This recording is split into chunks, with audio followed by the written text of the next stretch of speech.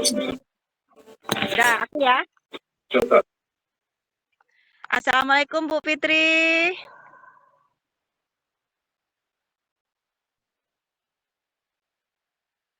Alhamdulillah baik. Bu Fitri, bisa minta waktunya sebentar Bu Fitri?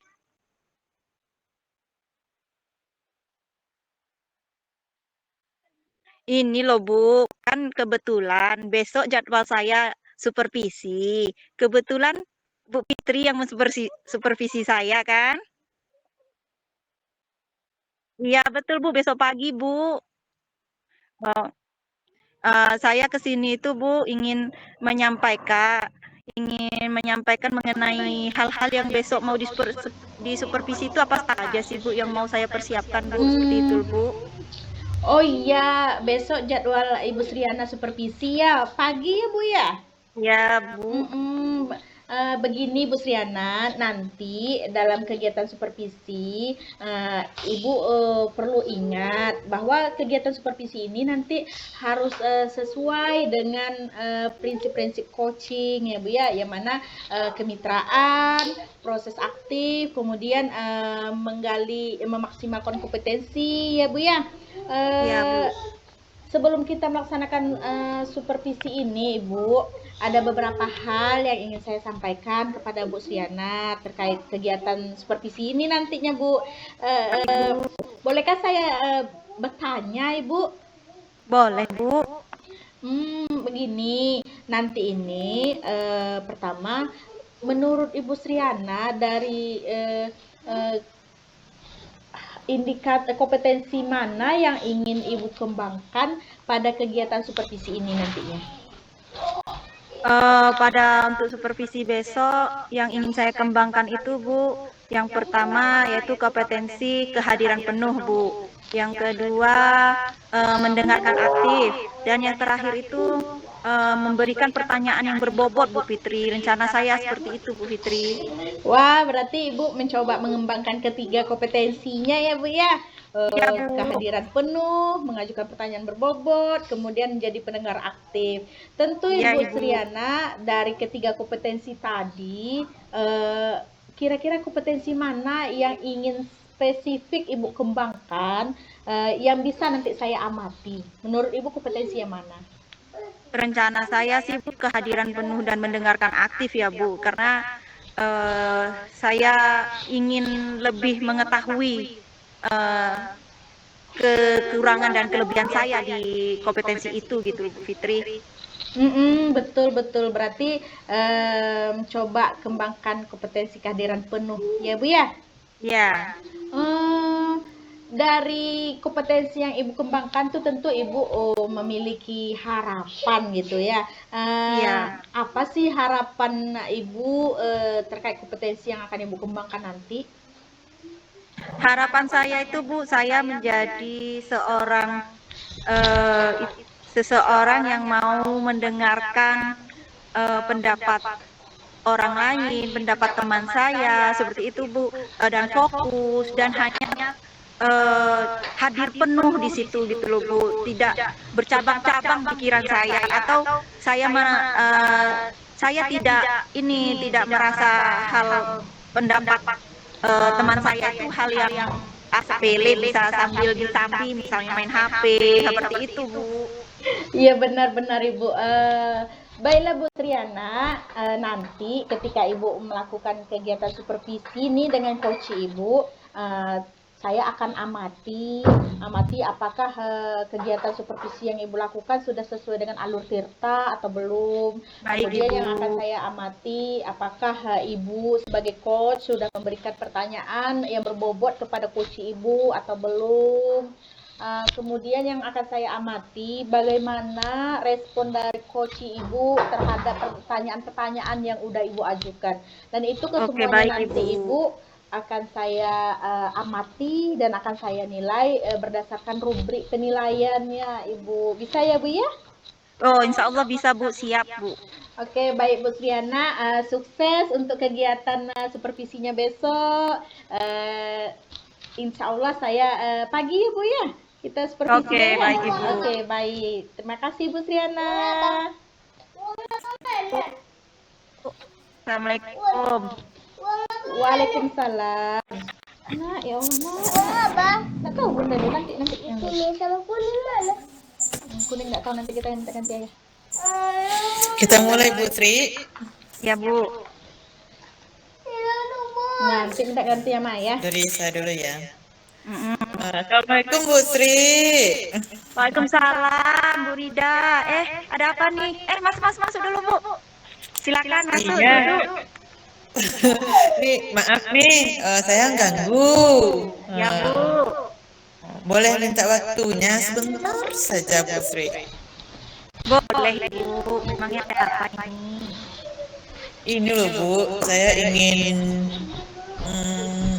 bercerita dengan Bu Tri gitu kan mengenai ya akhir-akhir ini saya kok merasa sedikit kesel, sebel, marah gitu di dalam kelas saya gitu kan dengan kondisi anak-anak saya gitu. Kenapa Ibu kok marah? Kenapa dengan siswa Ibu?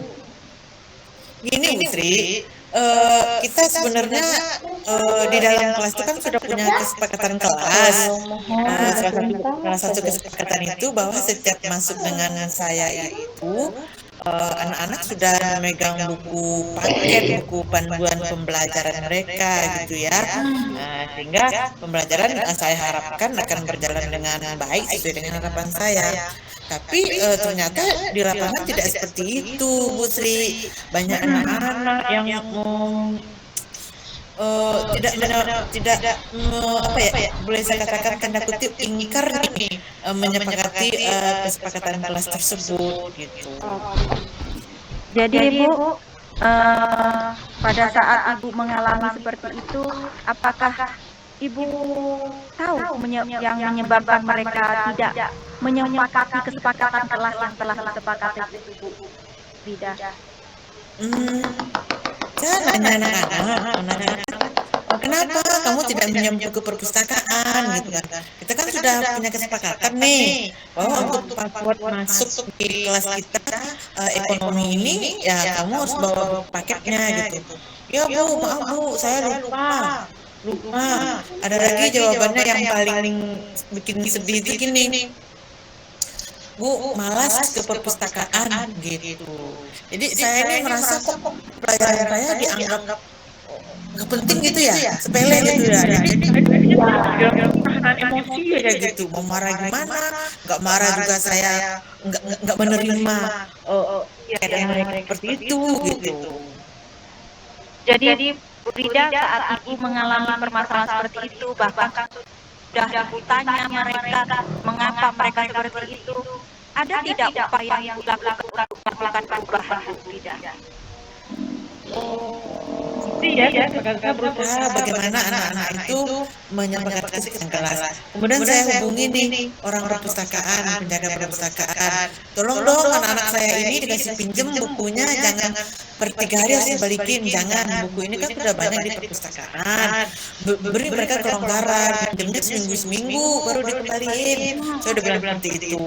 Kalau anak-anak saya ini lupa membawa kartu perpustakaan, tetap dia dikasih pinjem gitu. Iya. Oke Bu. Jadi dari upaya yang telah Bu Rida lakukan itu, Ibu sudah merasa, ibaratnya kita nilai lah dulu upaya yang telah Ibu lakukan itu antara rentang 1 sampai ke 10. Bu Rida itu sudah melakukan sampai ke tahap mana? Untuk saat ini saya anggap saya masih berada di rentang ke nomor 7 dengan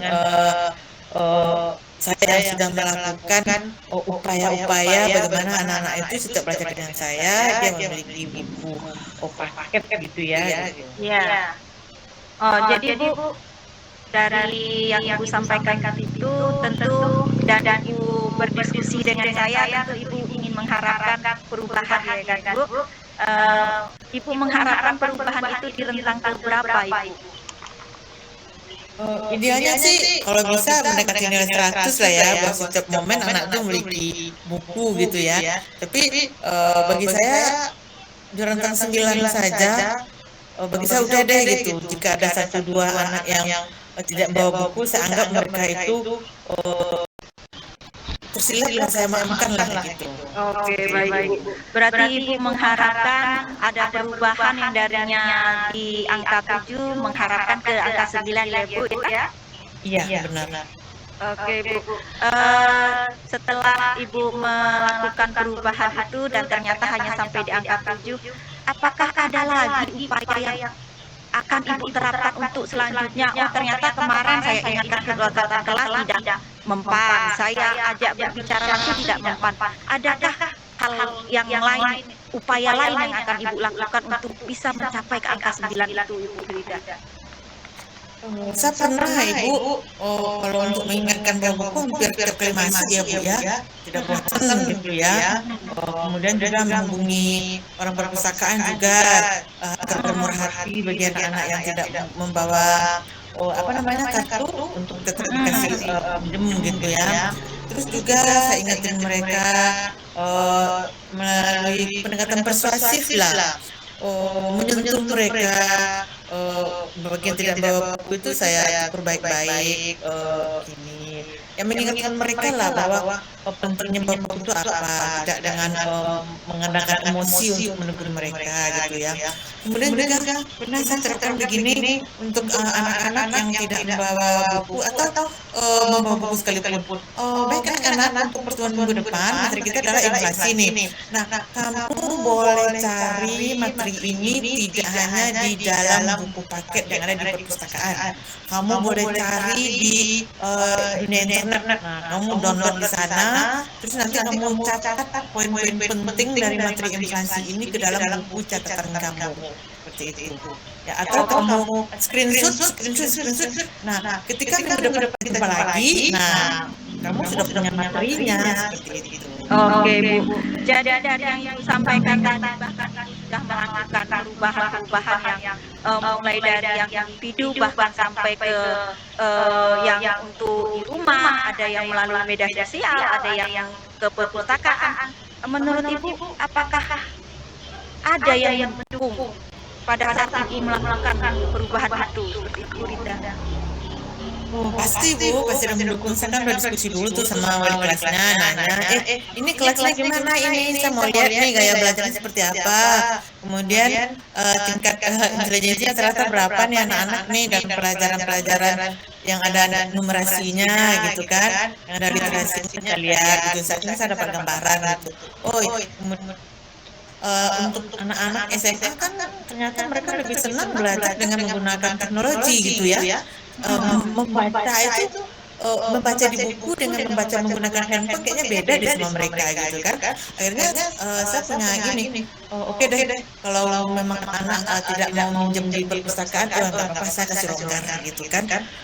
Udah, tapi ketika masuk dengan materi saya, dia sudah punya buku nih, buku tersebut sudah ada di dalam buku, di dalam handphone mereka gitu ya. Bagi saya itu sudah, yang penting mereka mengerti dengan materi saya gitu, karena saya juga gimana ya, membawa inginnya anak seperti ini barangkali belajar, tidak harus melulu dengan buku tidak. Mungkin dia juga butuh menggunakan gadget mereka gitu. Oke, saya pakai gadget mereka gitu. Seperti itu untuk saat ini. Berarti Bu Rida sudah menerapkan kebutuhan murid ya Bu, sudah memenuhi kebutuhan murid ya Bu ya. Dari yang Bu Rida sampaikan tadi, sudah terbayang tidak alternatif yang sesuai gitu Bu Rida yang akan Ibu terapkan untuk melakukan perubahan selanjutnya gitu Bu Rida? Terbayang Bu, gini, saya malah punya rencana ke depannya, setiap anak-anak ini saya bikin tugas per kelompok untuk menteri-menteri pelajaran di ekonomi, misalnya ada inflasi, pertumbuhan ekonomi, pembangunan ekonomi, saya bikin per kelompok, anak-anak bisa mengambil materinya dari internet, boleh mengambil materinya dari buku paket yang ada di perpustakaan. Nah, kemudian untuk hari belajar, saya sekali masuk kan 4 jam tuh, 4 jam mereka masuk ke perpustakaan mencari materi yang berhubungan dengan materi ekonomi yang saya itu saya ajak misalnya pembangunan ekonomi. Mereka cari, mereka catat, setelah itu nanti selesai habis belajar itu, anak-anak saya arahkan kembali masuk kelas. Nah, di dalam kelas anak-anak saya minta membuat PPT. Ternyata ini lebih menarik buat mereka. Ya, menggunakan gadget membuat PPT, PowerPoint gitu ya, per kelompok. Jadi mereka punya semangat sendiri gitu kan. Nah, apalagi saya bilang bikin secantik mungkin dan sebagus mungkin, bukan hanya tampilan PPT-nya yang cantik, tapi isi materinya itu juga harus cantik, menarik dan benar-benar bagian dari materi kita ini gitu. Dan anak-anak suka seperti itu. Apalagi kalau misalnya Bu Rida sudah menerapkan pembelajaran kekinian ya Bu, yang sudah menerapkan sesuai dengan zamannya, sesuai dengan kodratnya ya Bu Rida ya. begitu di dalam kelas Ibu gitu. Oke, baik Ibu. Setelah yang saya sangat tertarik sekali dengan tindak lanjut yang akan Ibu Rida terapkan itu, kalau boleh tahu Bu, kapan rencananya akan dilakukan ini Bu? Rencana saya gini, minggu depan saya kan ada tuh materi mengenai pembangunan ekonomi. Jadi ini karena anak-anak sulit untuk minjem ke perpustakaan. Nah, sekarang bagaimana saya ajak anak tersebut ke perpustakaan untuk belajar.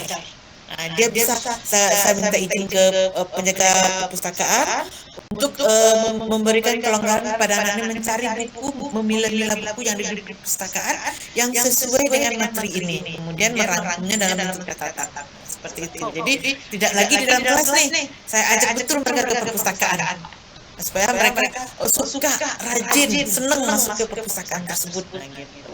Mantap ya Bu, setelah yang pertama Ibu buat kesepakatan kelas, selanjutnya Ibu menerapkan pembelajaran yang sesuai dengan kebutuhan siswa, juga sesuai dengan kekinian ya Bu. Yang terakhir Ibu ajak mereka ke luar kelas ya Bu.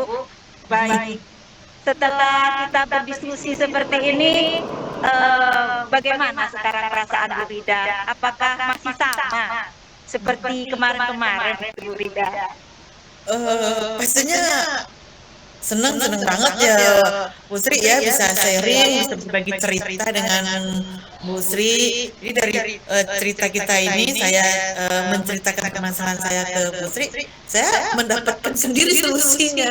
Jadi seneng ya bisa berkomunikasi seperti ini gitu. Kemudian juga yang tadinya kepala saya penuh dengan beban-beban menghadapi anak-anak, memendam emosi, saya harus bagaimana, akhirnya saya menemukan trik-trik menghadapi masalah, solusi dari masalah ini. Saya menemukan loh gitu loh Bu Sri. Jadi senang banget pastinya, dan saya semakin termotivasi begitu ya. Sama Bu Rida, saya juga menjadi termotivasi seperti apa yang Ibu sampaikan tadi. Jadi saya menunggu nih hasil tindak lanjutnya dari Bu Rida untuk selanjutnya gitu loh Bu Rida. Jadi besok saya tunggu kabarnya ya Bu Rida ya. Baik Putri, terima kasih. Soalnya begitu selesai action, 2 kali action, saya beritahu Ibu Sri, saya ingin lagi berbincang-bincang dengan Ibu Sri, menceritakan bagaimana hasilnya setelah action di lapangan gitu. Boleh Bu Rida, tapi sebelumnya nih, apa masih ada lagi nih yang mau disampaikan sama Bu Rida kepada saya? Untuk saat ini cukup Ibu Sri sudah menentukan waktu aja, saya udah senang banget gitu, udah luar biasa gitu. Oke, alhamdulillah ya Bu Rida ya. Sri, saya undur diri dulu nih, mau masuk ke kelas ya. Ya Bu, silahkan ya Bu. Oke, baik Putri. Assalamualaikum warahmatullahi wabarakatuh. Waalaikumsalam warahmatullahi wabarakatuh. Assalamualaikum Ibu Sriana. Waalaikumsalam Bu Fitri. Lah, lancar ya kegiatan supervisinya?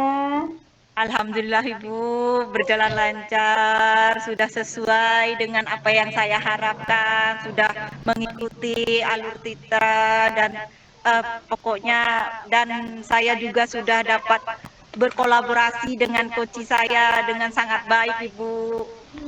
Wah, keren Ibu, sudah dapat berkolaborasi yang baik dengan coachnya. Iya.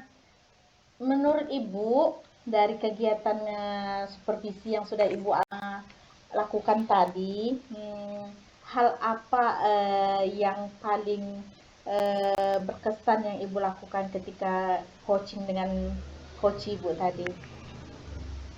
Hal yang paling baik menurut saya itu ya Bu ya, pada saat saya melakukan memberikan pertanyaan yang berbobot, saya itu dapat menggali permasalahan dari coach saya dengan baik. Kemudian saya juga mendengarkan apa yang disampaikan coach saya kepada saya, seperti itu Ibu. Oke, benar. Berarti Ibu tadi sudah dapat menggali informasi dari permasalahan coach Ibu ya. Iya Ibu. Begini Bu Sriana, boleh tidak saya menyampaikan hasil supervisi saya, hasil observasi saya tadi kepada Ibu? Boleh Bu Fitri, silahkan. Malah saya sangat mengharapkan masukan dari Ibu. Baik Ibu Sriana, berdasarkan hasil observasi saya tadi terhadap kegiatan supervisi yang Ibu lakukan, Ibu sudah sangat baik, Ibu sudah sangat semangat ya untuk memberikan pertanyaan, untuk melakukan kehadiran penuh kepada coach Ibu. Tapi Ibu, yang saya amati mungkin ada kompetensi yang terlupa untuk Ibu lakukan gitu kan. Oh iya Ibu. Sepertinya Ibu tadi ketika begini contohnya, ketika Ibu memberikan pertanyaan kepada coach Ibu, Ibu tadi tampak tidak memperhatikan coach Ibu dengan seksama, kemudian jawaban yang Ibu berikan terhadap coach Ibu juga belum menjurus, belum detail atas permasalahan coach Ibu. Menurut Ibu bagaimana? Iya Bu, tadi jujur saja Bu, pada saat tadi melakukan coaching tadi, melakukan supervisi tadi Bu, saya tuh memang kepikiran anak saya kan tidak di rumah gitu loh Bu, dia pergi bermain sendiri gitu, itu Bu. Jadi saya tuh kayak tidak di situ gitu Bu, pikiran saya tidak di situ. Iya, tidak apa-apa Ibu. Kedepannya nanti coba Ibu amati kembali, Ibu pelajari kembali. Tapi Ibu sudah bagus loh tadi, sudah mencoba untuk menggali pertanyaan, sehingga sepertinya itu mitra Ibu sudah sangat hangat kali mencurahkan semua keluh kesahnya deh sama Ibu. Hebat Ibu. Iya, alhamdulillah Ibu, memang seperti itu. Kami memang sudah menjalani rasa saling percaya mungkin Bu, seperti itu Bu. Iya, itu sudah bagus, itu Bu, udah sangat bagus. Kepercayaan coach Ibu itu terhadap Ibu itu sudah hal yang sangat luar biasa. Terakhir ini Ibu, sebelum kita tutup, menurut Ibu kompetensi apa lagi yang akan Ibu kembangkan dalam kegiatan supervisi akademik ke depannya? Mungkin yang akan saya lakukan Bu, yang pertama itu tidak memikirkan hal-hal lain selain untuk melakukan supervisi. Ibaratnya saya harus terfokus gitu loh Bu pada kegiatan yang saya lakukan itu gitu. Tidak usah saya harus memiliki kehadiran yang penuh kepada coach saya, seperti itu Bu Fitri untuk selanjutnya. Oke, baik Ibu, benar Ibu. Sukses selalu ya Bu ya. Kemudian kegiatan supervisi berikutnya dapat lebih berjalan dengan baik lagi, dengan lancar ya Bu. Mungkin Ibu waktu sudah menunjukkan sore, ada lagi yang ingin kita bahas Ibu? Oh, untuk sementara ini tidak Ibu, tapi kalau besok ada saya membutuhkan masukan, apakah Ibu bersedia? Siap Ibu, bersedia. Mungkin cukup sekian masukan dari saya sebagai observer ya Bu ya. Baik Ibu, kita sudahi dulu perbincangan kita sore hari ini ya Bu ya. Sukses selalu kegiatan supervisinya. Selamat sore Ibu Triana. Assalamualaikum. Terima kasih Bu. Waalaikumsalam warahmatullahi wabarakatuh. Oke.